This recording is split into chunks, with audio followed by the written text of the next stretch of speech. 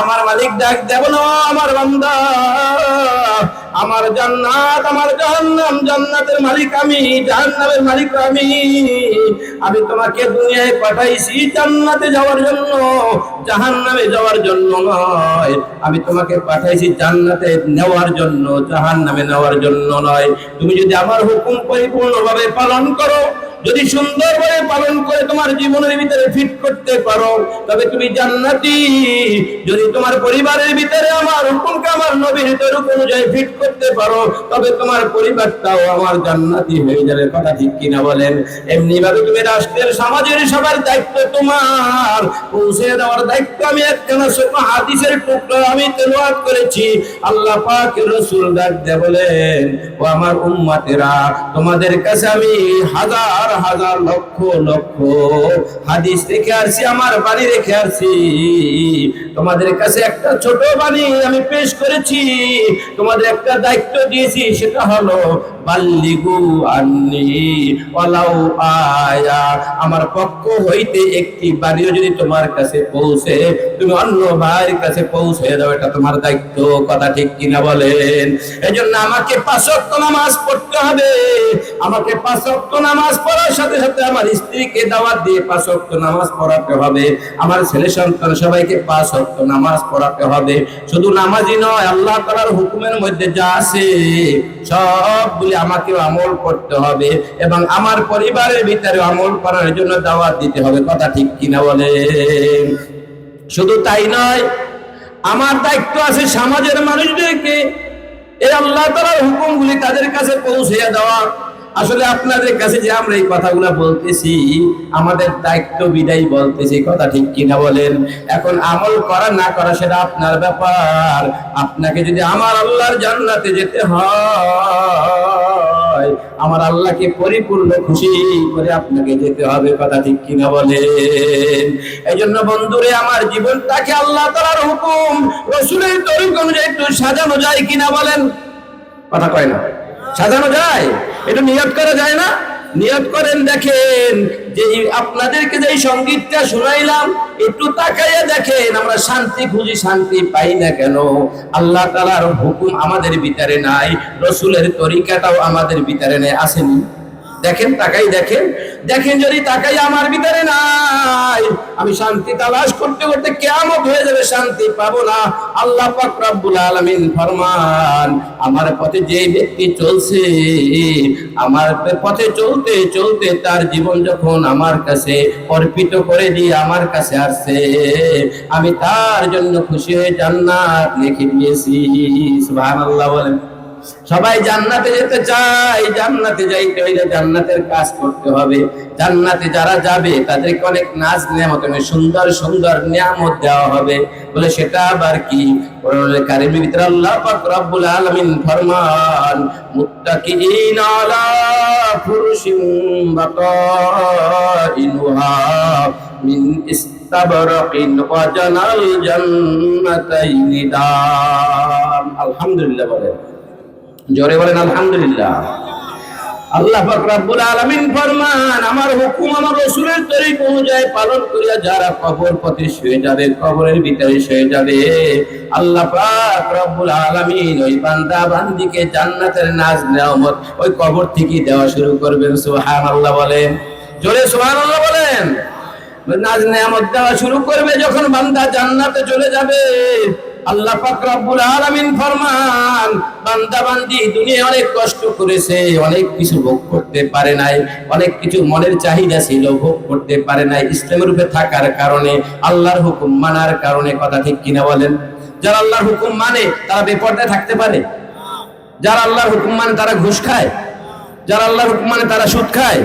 যারা আল্লাহর হুকুম মানে তারা অন্যের মানুষের সম্পদ নষ্ট করে? অনেক কষ্ট করে চলতে হয়, মন চাইলেই সবকিছু খাওয়া যায় না, মন চাইলেই ভোগ করা যায় না। কথা ঠিক কিনা? অনেক কষ্ট করতে হয়। আল্লাহ তাআলার হুকুম নামাজ আদায় করতে হলে অনেক কষ্ট করতে হয়, রোজা রাখতে হলে অনেক কষ্ট করতে হয়। যেই যেই বান্দারাই কষ্ট কেলেশ করিয়া আল্লাহর জান্নাত কামাই করিয়া দুনিয়া থেকে বিদায় নিবে, আল্লাহ তাদের জন্য এই ঘোষণাটা দিয়েছেন। আল্লাহ বলেন আমার জান্নাতীরা জান্নাতের ভিতরে গজ্জলা চেহারে বসা থাকবে, আর তাদের মনের ভিতরে কল্পনা আসবে আমার আঙ্গুর ফল খেতে চায়, আমার আনার খেতে চায়, আমার অনেক কিছু খেতে মন চায়। এটা যখন সে ভাবতে থাকবে, সাথে সাথে ওই বান্দা বান্দির জন্য আল্লাহ তাআলার কুদরতে ওই ফল গাছ উঠিয়া যাইবে। সুবহানাল্লাহ। মুহূর্তের ভিতরে দেখবে লতা পাতায় ভরপুর, মুহূর্তের ভিতরে দেখবে ফুলে ফলে ভরা। আল্লাহ পাক রব্বুল আলামিন ফেরেশতাদেরকে বলবেন, বলো আমার বান্দা জান্নাতি বান্দা অনেক কষ্ট করে জান্নাত পেয়েছে। তারা দুনিয়ায় কষ্ট করেছে, অনেক কিছু খেতে পারে নাই। আঙ্গুর ফল খেতে চায়, আনার ফল খেতে চায়, আনার ফল তার সামনে ঝুলতেছে, তাকে খাওয়ার জন্য নির্দেশ দাও। যখন নির্দেশ দেওয়া হবে, ওই বান্দা এবং বান্দি বলবে, ও ফেরেশতারা আমরা যখন দুনিয়ায় ছিলাম মালিক বলেছে যারা দুনিয়ায় কষ্ট করবে তাদের আখিরাতে আর কষ্ট করতে হবে না। আমি দুনিয়ায় আঙ্গুর ফল ছেড়ে খেয়েছি, আনার ফল ছেড়ে খেয়েছি, আমি এখন আর কষ্ট করতে পারবো না। কারণ আল্লাহ তাআলা বলেছেন ইন্নাকা লা তুখলিফুল মিয়াদ। আল্লাহ তাআলা প্রতিশ্রুতি ভঙ্গ করেন না। তিনি বলেছেন যারা দুনিয়ায় কষ্ট করবে জান্নাতে যাওয়ার পর আর কোনো কষ্ট করতে হবে না। সুবহানাল্লাহ বলেন। আল্লাহ পাক রব্বুল আলামিনের কাছে ফেরেশতা বলবে, আল্লাহ তোমার জান্নাতি বান্দা ফল ছিঁড়ে খাইতে চায় না, দুনিয়ায় ফল ছিঁড়ে খেয়েছে, তুমি তাদেরকে বলেছো যারা জান্নাতে আসবে কষ্ট করে তাদের ফল ছিঁড়ে খেতে হবে না, এজন্য তারা ছিঁড়ে খাইতে চায় না।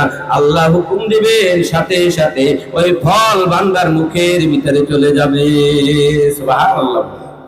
পারবে আল্লাহ? কথা বলে না, পারবে? পারবে। আল্লাহ পাক রব্বুল আলামিন আদেশ করার সাথে সাথে ফল চলে যাবে। কুন ফায়াকুন, কুন ফায়াকুন, আল্লাহ বলার সাথে সাথে চলে যাবে। বান্দা বলবে, ফেরেশতা বলবে, ও আল্লাহর জান্নাতি বান্দা, আল্লাহর বন্ধু তুমি এখন ফল চাবাইয়া খাও।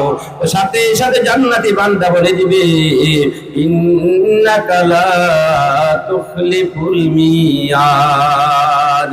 আমি দুনিয়ায় ফল চাবাইয়া খেয়েছি, আল্লাহ বলেছে যে বান্দা বান্দি কষ্ট করে জান্নাতে আসবে তাদের আর কষ্ট করতে হবে না, আমি ফল চাবাইয়া খাবো না।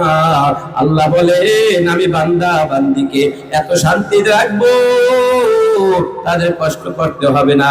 আমি ফলকে হুকুম দিব মুখের ভিতরে গলে যাও, মুখের ভিতরে গলে রস পেটের ভিতরে চলে যাবে। সুবহানাল্লাহ বলে। আরাম যদি পেতে হয়, শান্তি যদি পেতে হয়, অবশ্যই অবশ্যই আল্লাহ তাআলার হুকুম রাসূলের তরিকা অনুযায়ী পালন করতে হবে। ঠিক কিনা বলেন? কথা বলে না, ঠিক কিনা বলেন? আমরা সবাই পালন করব তো? সবাই পালন করবেন? আজকের মাহফিল পেয়ে আপনারা খুশি হইলেন না বেজার হইছেন? খুশি হইছেন? যদি খুশি হয়ে থাকেন একটু জোরে বলুন আল্লাহু আকবার, আল্লাহু আকবার, নারে তাকবীর, নারে তাকবীর। আজকের মাহফিল সফল হোক, সফল হোক, সফল হোক, আজকের মাহফিল সফল হোক। আমরা শেষ পর্যন্ত ইনশাআল্লাহ থাকবো। আল্লাহ পাক রব্বুল আলামিন মাহফিলকে আমাদের নাজাতের উসিলা বানিয়ে আমাদেরকে কবুল করেন এবং জান্নাতবাসী বানিয়ে জান্নাতের নাজ নেয়ামত দখল করার তৌফিক দান করেন। ওমা তৌফিকি ইল্লা বিল্লাহ। আসসালামু আলাইকুম ওয়া রাহমাতুল্লাহি ওয়া বারাকাতুহু।